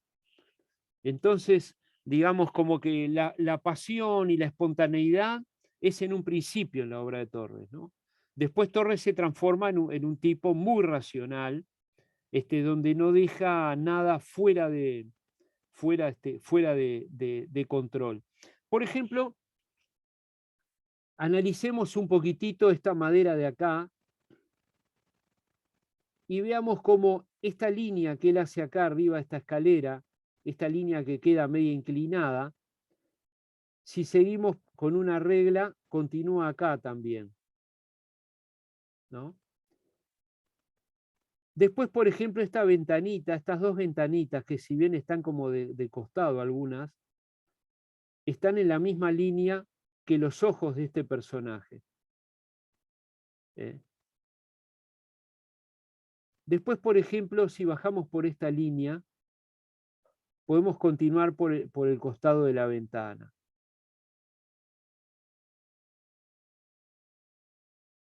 Por ejemplo, la bajada que hacemos desde la pierna de este personaje está relacionado con esta entrada que tiene acá y continuamos y bajamos por el costado de la escalerita. Y eso lo vamos a ver en toda la obra de Torres. A veces él lo que hace es mueve levemente de lugar algún elemento como para decir, bueno, esto no lo hizo un marciano, ¿no? O como nos preguntan ahora en internet si uno es un robot, ¿no? Como marcando la diferencia en relación a pintores como Mondrian, por ejemplo. Y en mayo de 2019, el cuadro Construcción en Blanco, pintado por Joaquín Torres García, fue subastado por la casa Sotheby's en $3.380.000, lo que lo convierte en la obra más cara de la historia del arte uruguayo. Esta obra, que es hermosísima, preciosa, yo prefiero no entrar en las disquisiciones que podemos hacer de que una obra valga $3.380.000, si los vale o no los vale en sí, en dinero, ¿no? En el arte se paga también lo simbólico, la trayectoria del individuo. Pero si hay algo que se ha desarrollado a mediados y fines del siglo XX y a principios en lo que va del siglo XXI, es que el mercado del arte ha transformado en el arte en una de las propiedades, por así decirlo, más costosas que hay. Esta obra de Torres es una verdadera joya. Para mí es una verdadera joya, ¿no? Les comento, Perdona, Gustavo, sí, para saber nomás el tamaño que tiene esa, ¿lo tenés más o menos de qué tamaño es para hacerme una idea? mirá, no tengo el tamaño, pero te puedo decir porque vi una foto que debe de medir aproximadamente, y ponele que, y medirá más o menos unos 80, 90 centímetros de ancho y por, bueno, 2 metros de alto, ponele. Sí, sí, grande, grande. Bien. Más o menos, capaz que agrandé mucho, no es tan grande. Porque viste que hay una cosa muy particular en la obra de Torres que la gente dice, bueno, viste que el arte uruguayo es todo oscuro. Mira Torres, viste, mira Torres. Hay como un mito de que el arte uruguayo es oscuro, pero yo te diría, bueno, mirá Torres en la pintura de Caballete, colores terrosos, acá tenemos grises, tenemos marrones. Fíjate que este cuadro está primero dibujado sobre la tela y después él lo que hace va dibujando por arriba con el pincel. Por ejemplo, ahí tenemos la línea del lápiz, ahí la vemos, la línea del lápiz. Y ahí vemos, esto confirma lo que yo les comentaba recién. Cuando él requiere de mover los elementos, él los mueve, no tiene problema. ¿Ven acá en el bracito de la mujer? Él había sacado este brazo pegado al seno. Sin embargo, él agarra y lo dibuja desde allí. Después, cuando lo pinta con el pincel, definitivamente lo dibuja desde arriba. Por ejemplo, sigamos buscando acá arriba. Ahí tenemos otro lugar donde él dejó esa parte del lápiz, pero él capaz que iba a pintar estas dos líneas que terminan así, capaz que las iba a pintar redondas, y sin embargo, no sé, yo ahora me pongo del lugar del artista, ¿no? Yo creo que funciona mejor cómo las resolvió al final que si lo hubiera dejado redondo como si fuera un ganchito ahí arriba, ¿no? Porque el lenguaje, por ejemplo, acá abajo sí lo hizo, al revés. Ahí abajo sí metió dos líneas paralelas, por así, casi, o casi paralelas. Acá pasa lo que yo les digo, por ejemplo, ¿ven? La patita de la llave, la abertura de la llave, continúa el techo que tenemos al lado. Y si nosotros bajamos por la otra línea del techo, que baja, bajamos y tocamos la otra pata de la llave, ¿no? Y tenemos varias líneas, ¿vieron? De lápiz que él después, llegado el momento, cuando uno diría lo pasa en limpio, ¿tá? Que igual como que las mueve, ¿no? No hay problema. Y eso está bueno porque, bueno, deja abierta la posibilidad de no morir abrazado a la media áurea, ¿no? O por lo menos dar esas posibilidades, ¿no? Viste, Gonzalo, vos como escultor, por ejemplo, en tu caso, Gonzalo es un escultor de larga trayectoria. A veces uno tiene un proyecto, acomoda, arma las cosas, pero en último momento hay cosas que a uno no le cierra, ¿no? Que Y no se es. siguen tomando decisiones. Exacto, claro. Y creo que ahí está la valentía del artista. A mí me parece como que morir abrazado al primer boceto, yo creo que es más interesante tener esa posibilidad, ¿no? O sea, hay como diferentes caminos dentro de la realización de la obra, de la concreción de la obra, ¿no? Puede ser largarse a improvisar y estar abierto a todo lo que vaya surgiendo, y como hacen los chinos o los japoneses, ¿no? O sea, el error controlado, el azar controlado, y está el otro como bueno, Mondrian, ¿no? Empieza y termina y no se movió un pelo, ¿no? Ujú. Pero bueno, esta es la obra que a Torres lo posiciona en el mundo del comercio, porque lamentablemente en este momento, no sé, vos o yo vamos a tener que vender alguna obra en Sotheby's en unos millones de dólares para que la gente diga, ¡ay, mirá! Está fulano ahí, porque si Claro, no, aparentemente por mejor obra que uno tenga, si no tenés un golpe de esos comerciales, bueno, es el mundo en el que uno vive, ¿no? Y bueno, en 1938 él publica este libro, que es La tradición del hombre abstracto, que es la doctrina constructivista. O sea, miren la cabeza de Don Torres, ¿no? La doctrina. Torres ha hecho un apostolado de sus ideas, ¿no? Y se ha agarrado a las trompadas con medio pueblo, e incluso la política, digamos, en su taller era atroz, ¿no? O sea, política que el otro día una alumna en el taller me comentaba de que, por ejemplo, estuvo yendo, no sé, haciendo 4 años de dibujo con Dumas Oroño, que de alguna manera viene a ser alumno de un alumno de Torres, ¿no? No sé, creo, si no me equivoco, creo que Dumas no fue alumno directo de Torres, o cuando era uno de los niños, creo que entró al taller de Torres, si no me equivoco. Pero anda ahí. En la tradición del hombre abstracto, es donde él, bueno, pone toda la batería de su pensamiento, ¿no? Ahí Torres deja el legado abstracto para lo que es la pintura nuestra, el arte uruguayo, y por qué no el arte universal, ¿no? Lo que pasa que al ser uruguayo no ha tenido mucha difusión, pero tal vez mucha gente empiece a leer a este artista, porque además junto a Figari son los dos artistas nuestros que tienen toda una base teórica en su pintura.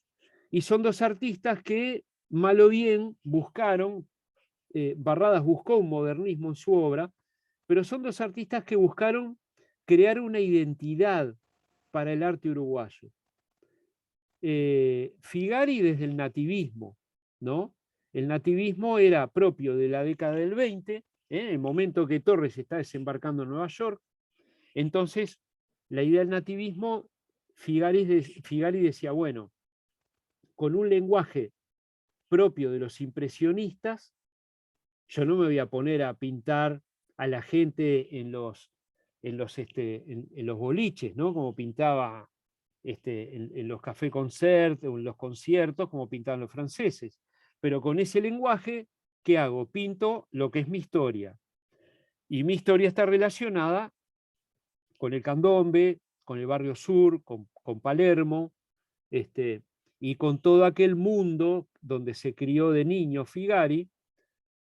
Y para eso Figari iba a, a conversar con una morena vieja que había en Barrio Sur, que era de las pocas que había sido esclava y que digamos, que le contaba cómo eran los entretelones de aquella época, ¿no? Y recién me fui por las ramas, pero hablando de lo que es el arte, supuestamente el arte oscuro, paleta baja uruguaya, bueno, en Figari nosotros tenemos destellos de color, ¿no? Tenemos rosados, tenemos azules, celestes, turquesa, tenemos una cantidad de colores. Y en la obra de Torres García tenemos un colorido cuando es una obra, la obra en los murales, ¿no? Este es uno de los tantos libros que Torres realizó, ¿no? Y ahora entonces acá tenemos el monumento cósmico que, que hace muchos años en el Museo Nacional de Artes Visuales tuvieron la gran visión de, bueno, de cerrar, gracias a Silva Delgado, ¿no? el arquitecto paisajista, hubo la idea de de cerrar el museo, el predio del museo, transformándolo en el jardín del museo.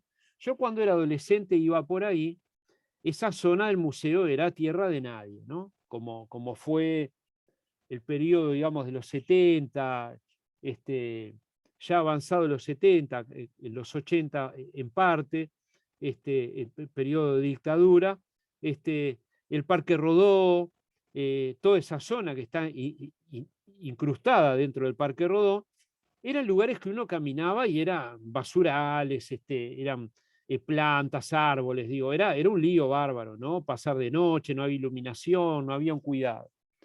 Pero después cuando se empieza a cuidar toda esa zona, el parque, y en particular Silva Delgado arma ese proyecto de cerrar, de limitar lo que es el museo, transformándolo en el jardín del museo, y ahí Silva Delgado, que es arquitecto paisajista, sugiere plantar una serie de árboles de la flora indígena. Pero entre esas cosas también se crea un entorno para el monumento cósmico.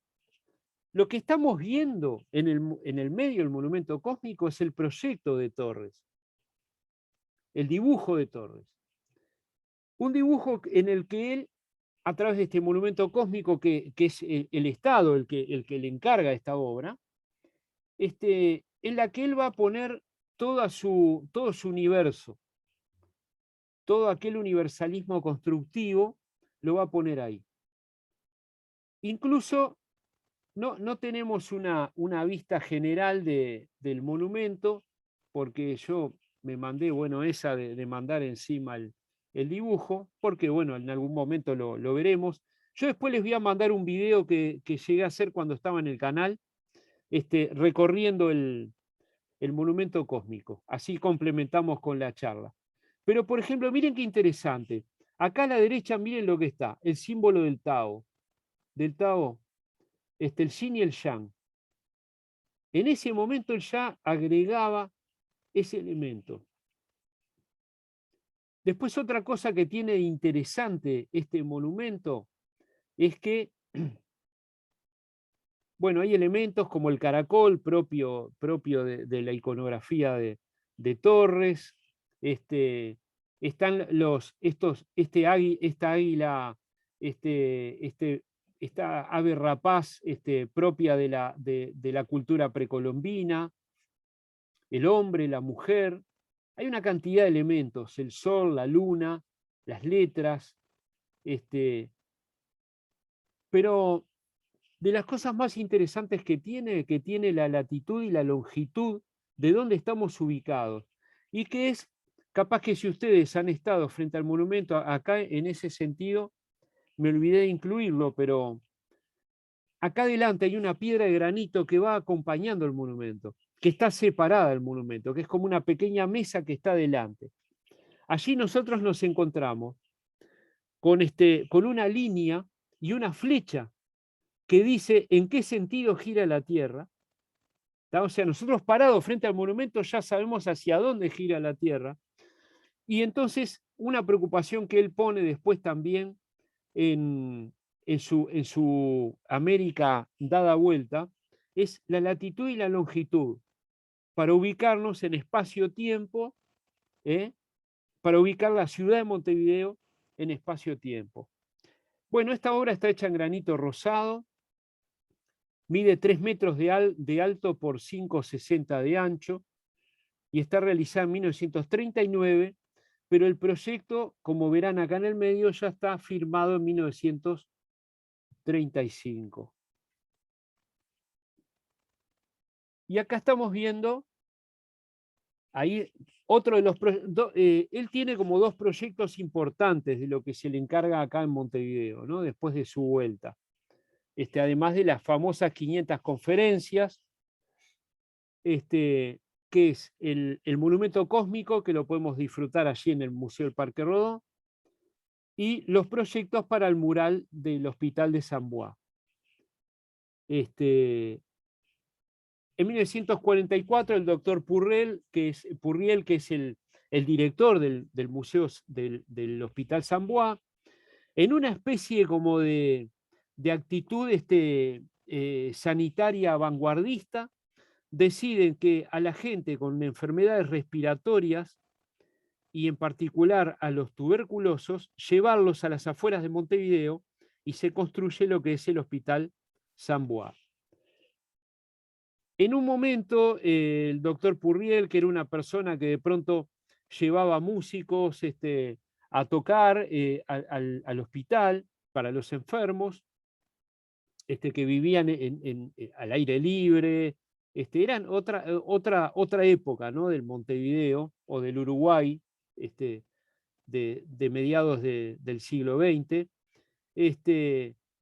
Y en un momento decide, porque es amigo de Torres, decide invitarlo para encargarle los murales. Torres pinta 6 murales de su autoría y invita a sus jóvenes artistas, que después van a ser grandes maestros del arte universal, del arte nacional, los invita a presentarle una serie de proyectos, y bueno, y son aceptados de primera los proyectos por su maestro, y bueno, y todos van a pintar los murales al Hospital de San Bois. Como dato anecdótico, los pasaba a buscar una ambulancia del hospital para llevarlos a pintar, y curiosamente no hay ningún mural de Francisco Mato, porque los padres de Francisco Mato decían que no querían que fuera al hospital por miedo a que se contagiara de tuberculosis o de cualquier cosa, ¿no? Es como dato curioso.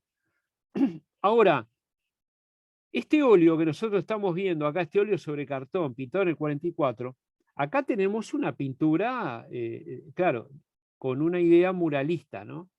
Entonces, Torres ahí deja la paleta baja, esa paleta terrosa propia de América, de lo que uno entiende por la cultura precolombina, ¿no? Lo que tal vez no sabía Torres, o no sé hasta qué punto sabía, que en toda la América precolombina, así como en la antigüedad griega, o en la Grecia clásica, o en muchos pueblos de la antigüedad, grandes culturas de la antigüedad, civilizaciones milenarias, pintaban todo, absolutamente todo de colores. Entonces, si uno viajara a la Grecia antigua, caminaría por las calles de Grecia y se enfrentaría a un carnaval de edificios, por más que estén hechos en mármol, pintados totalmente. Los templos están pintados de todos colores, los egipcios también pintaban los templos de un gran colorido, incluso bueno, las pirámides mayas, aztecas, incas, también pintaban de un gran colorido sus murales, porque el mural era la manera de mostrarle, de contarle al pueblo, contarle la historia, ¿no?, de sus guerreros, de sus reyes y sus reinas, ¿no?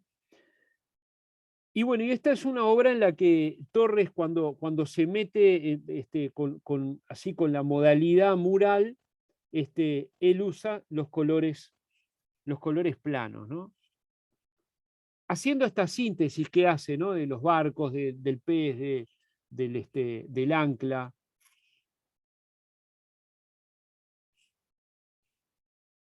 Y ahí llegamos al momento en el que él dibuja, hace este dibujo que es fabuloso, donde él ya tiene otra visión de América, ¿no? Porque él llegó a estar muy enojado con América, ¿eh? Incluso estaba bichando hace un rato como unos comentarios que le hace a Barradas, y habla de los americanos como que no vamos a llegar a nada. Es muy duro con los americanos. Con americanos me refiero a Latinoamérica, ¿no? Y bueno, acá estamos peleándola, ¿no? Y él entonces da vuelta este mapa, y ahí es que pone la latitud, longitud 34 grados 41 minutos, 56 grados 9 minutos, y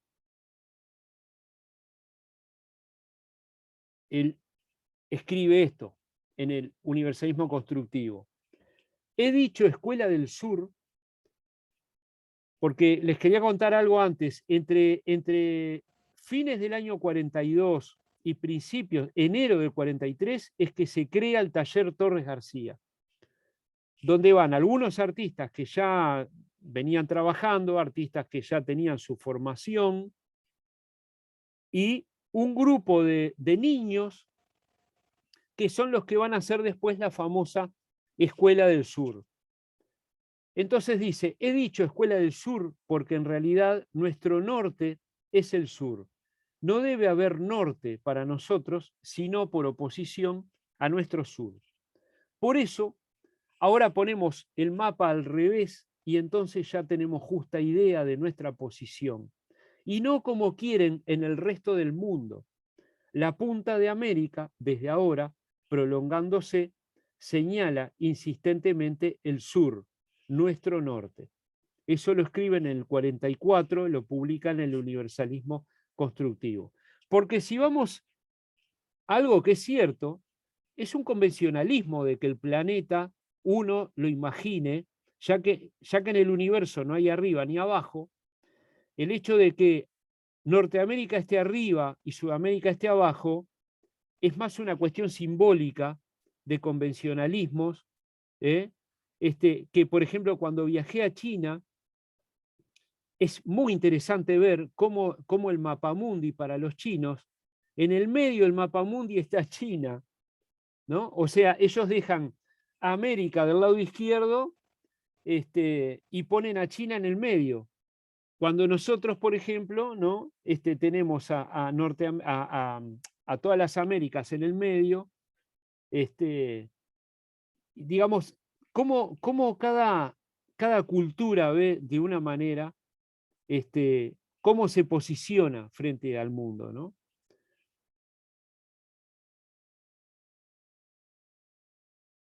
Y acá está el universalismo constructivo. Editorial Poseidón, 1944, donde publica 150 conferencias dictadas en Uruguay entre 1934 y 1943, y en su subtítulo declara, acá abajo, no lo podemos ver, contribución a la unificación del arte y la cultura de América. O sea, Torres estaba en plan como como eran los misioneros, ¿no? Los misioneros antes, que llegaban con la verdad en la mano. Bueno, para Torres, de hecho, la regla áurea es, la medida áurea es la verdad del arte, ¿no? Y bueno, y acá entonces es donde se plantea toda la doctrina, ¿no? Torres Garciana. E incluye 253 dibujos, entre los cuales está el que acabamos de ver, famoso, de América dada vuelta, que lo podemos apreciar en el Museo Torres García, que está allí en una vitrinita. Es un pequeño dibujo a tinta.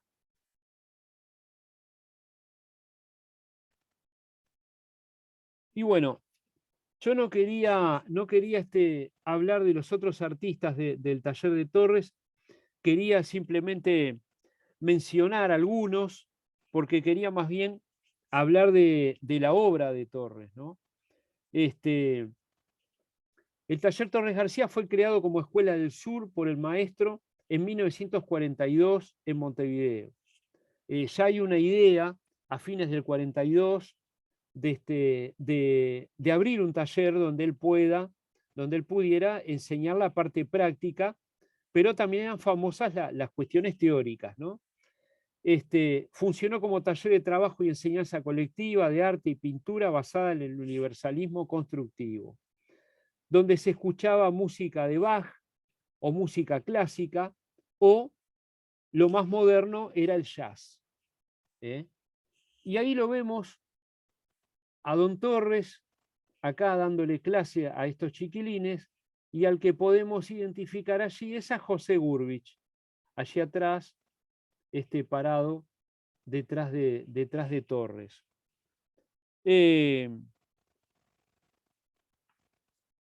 Pasaron por el taller de Torres. Bueno, el taller de Torres empieza en la calle Abayubá, 2763. Es el primer lugar donde se abre el taller de Torres. Se hacía pintura basada en la línea, la geometría y el color, los planos de color, ¿no? Era muy estricto, ¿eh? Muy estricto. Más o menos yo tengo entendido que, por ejemplo, vos entrabas al taller de Torres y te tenían 4 años, por ejemplo, dibujando solo naturalezas muertas a lápiz. A lápiz. Después creo que ahí pasabas a dibujar no sé cuánto tiempo con carbonilla. Después venía el retrato. Después recién a los no sé cuántos años podías empezar a pintar. Y siempre dentro de esa disciplina, ¿eh? Hay gente como, por ejemplo, Vicente Martín, que llegó a pasar por el taller de Torres, y se dice que Don Torres lo terminó echando porque usó unos colores que no eran, digamos, los colores que se usaba dentro de la disciplina constructiva, ¿no? Me hace acordar un poco a la famosa diagonal por las que se pelean Mondrian y Van Desburg, ¿no? O sea, una pavada en la que se podía simplemente conversar, ser un poco más abierto y decir, bueno, decir, mirá, estos colores de pronto, o sea, tratar de teorizar un poco, ¿no? Después, en 1946, se va al Ateneo, en el sótano del Ateneo, que está allí en la Plaza Cagancha. Pero ¿qué pasa? El sótano del Ateneo es lo que hoy conocemos como el Teatro Circular. Ahí era el taller Torres. Estas fotos que estamos viendo son de ahí, de lo que iba a ser después el taller, el Teatro Circular.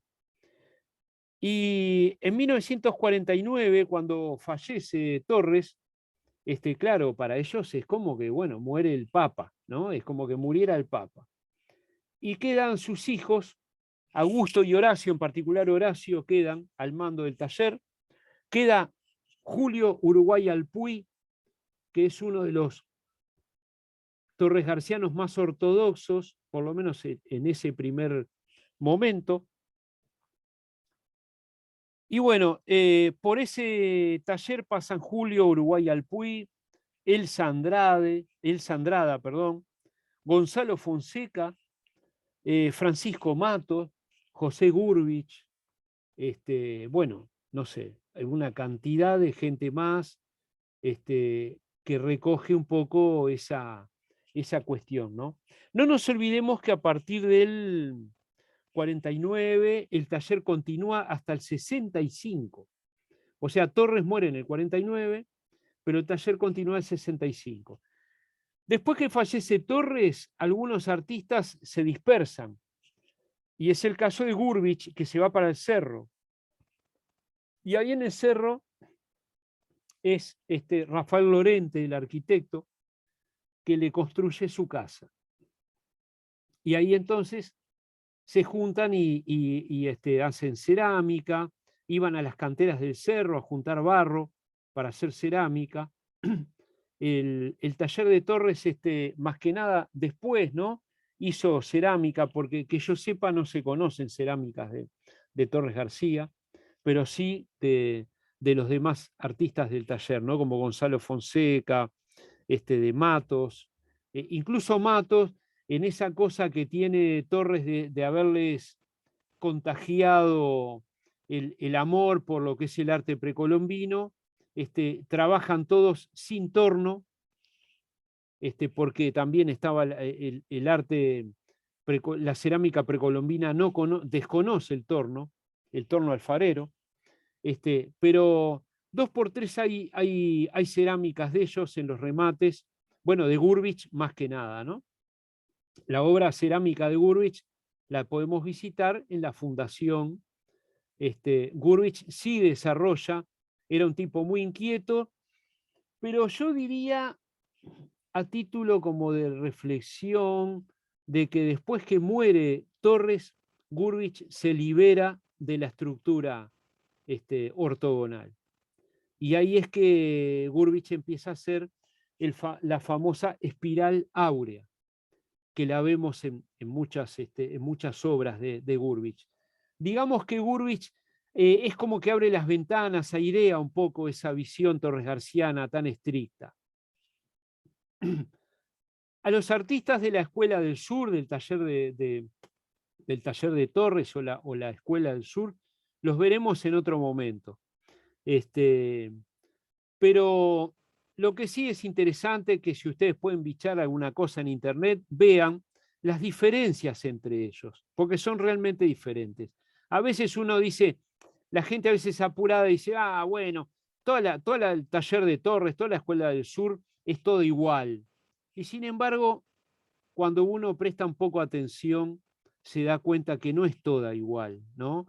Que es como si dijéramos que los cubistas son todos iguales y sin embargo vamos viendo obra de los cubistas y vemos que las obras cubistas de Picasso son diferentes a las de, Georges Braque, como a las de Juan Gris o a las de Fernand Léger, y a todos los cubistas, ¿no?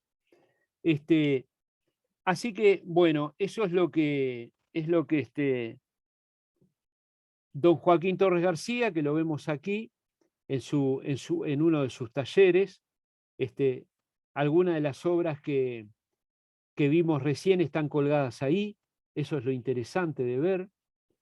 Miren qué interesante, por ejemplo, de las cosas interesantes que podemos ver acá. Acá arriba, vieron en el monumento cósmico, vieron que el monumento cósmico arriba tiene estas 3 piezas hechas en granito. Bueno, están ahí arriba. Después otra cosa interesante de ver acá a la derecha es esta estrella de mar. ¿Eh? ¿Y por qué? Porque él buscaba en la naturaleza digamos, la cuestión de la medida áurea, ¿no? Sabemos que en toda la naturaleza, toda la naturaleza está regida por la medida áurea. ¿tá? Si agarramos un compás áureo y lo abrimos en nuestras manos, nos vamos a dar cuenta de que de cada fragmento, o sea, la palma de la mano es la medida áurea del largo de los dedos, del dedo medio, del dedo más largo. Y después, cada falange de nuestros dedos es la medida áurea del anterior. Entonces, tengamos las manos cortas o más largas, siempre estamos dentro de la medida áurea. Eso es algo interesante de saber. ¿Por qué todos los pueblos de la antigüedad usaban la medida áurea?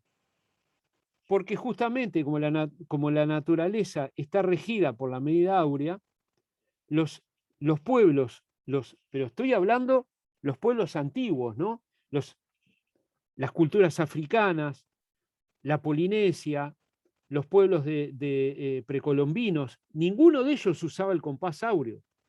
Sin embargo, usaban la medida áurea, ¿no? Cuando la medida áurea llega de alguna manera a Europa en el Renacimiento, nos quieren vender Europa. Europa ha sido muy eurocentrista, ¿no? En muchas cosas, en cuanto a la historia de la humanidad, nos quieren, bueno, hacer creer de que el compás áureo, la medida áurea, surge con Luca Pacioli, que es aquel cura que trabajaba matemáticas, que estudiaba matemáticas y que era amigo de Leonardo da Vinci.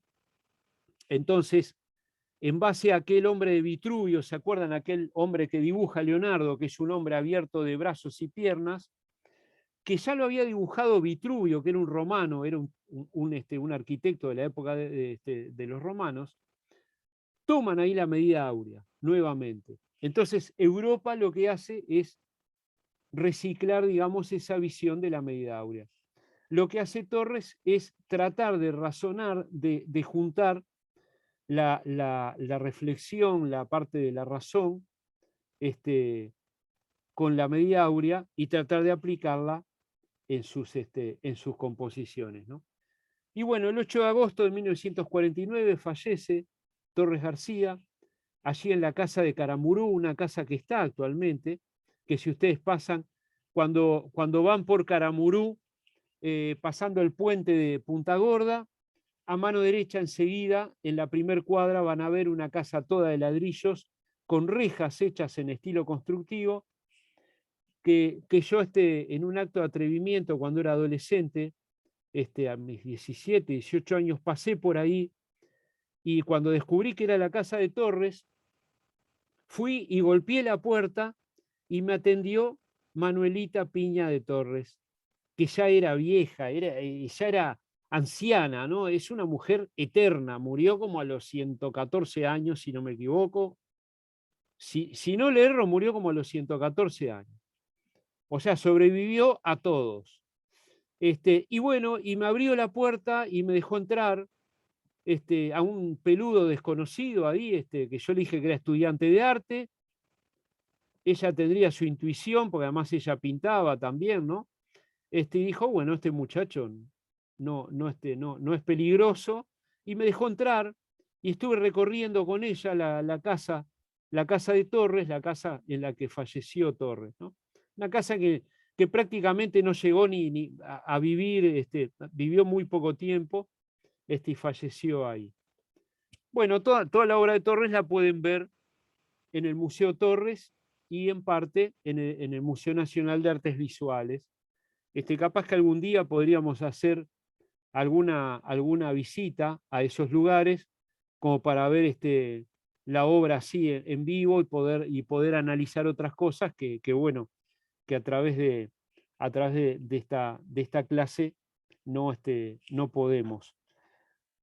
Bueno, no sé si tienen preguntas, consultas o lo que se les ocurra que tengan ganas de comentar. No, muy interesante. Muchas gracias, Gustavo. Che. La verdad que es muy bueno. Gracias a ti, Gonzalo, un placer que hayas estado. Bueno, espero que hayan pasado bien. Laura, que era tu primer Zoom con nosotros. Sí, Bienvenida. buenísimo. Bueno, me Muchas alegro. gracias. Nos veremos Muy mañana por interesante. allá, ¿no? Sí, mañana nos vemos. Bueno, muy bien. Bueno, entonces dejamos por acá. Les mando un abrazo muy grande y ustedes saben que ahora en un par de días ya les mando la grabación de esto editada, así la pueden repasar cosas, imágenes Ah, y buenísimo. datos. ¿Está? Bueno, Impecable. un abrazo Ah, grande. buenísimo. Abrazo grande, Gustavo. Chau, Nos chau. Muchas vemos, gracias, Aide. Gustavo. Chao, Noelia. Chao, Marta. Gracias. Gracias. Chao. Nos Chao, vemos. gracias, Gustavo. A ustedes. Chao, Circe.